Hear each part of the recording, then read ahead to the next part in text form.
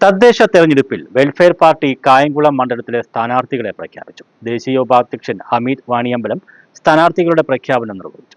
ഒത്തൊരുമയോടെ കഴിയുന്ന മതവിഭാഗങ്ങൾക്കിടയിൽ ഭിന്നിപ്പുണ്ടാക്കാൻ RSS പദ്ധതികൾ ആവിഷ്കരിക്കുമ്പോൾ കേരള സർക്കാർ അരുതെന്ന് പറയേണ്ട ചുമതല നിർവഹിക്കുന്നില്ലെന്ന് വെൽഫെയർ പാർട്ടി ദേശീയ ഉപാധ്യക്ഷൻ ഹമീദ് വാണിയമ്പലം പറഞ്ഞു.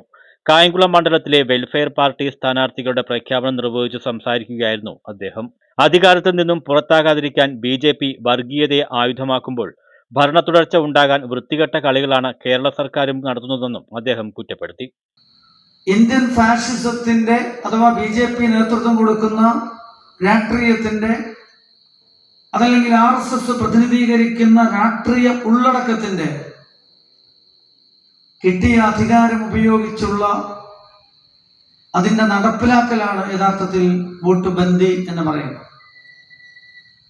വി ഓർ അവർ നാഷണൽ ഡിഫൈനിലൂടെ എന്താണ് ദേശീയത എന്ന് അവർ വിശദീകരിച്ചിട്ടുണ്ട്.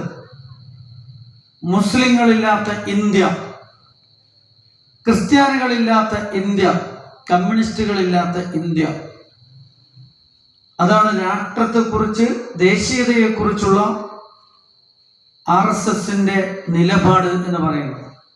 Welfare party election committee chairman KA വാഹിദ് അധ്യക്ഷത വഹിച്ചു. ജില്ലാ വൈസ് പ്രസിഡന്റ് നാസർ ആറാട്ടുപുഴ മുഖ്യപ്രഭാഷണം നടത്തി. അൻസാദ് അമ്പഴ, അഷറഫ് കാവേരി, നവാസ് ആലയിൽ, റാഷിദ് ഓടനാട്, ആര്യാട് സിദ്ദീഖ് എന്നിവർ സംസാരിച്ചു. News bureau, Kayamkulam.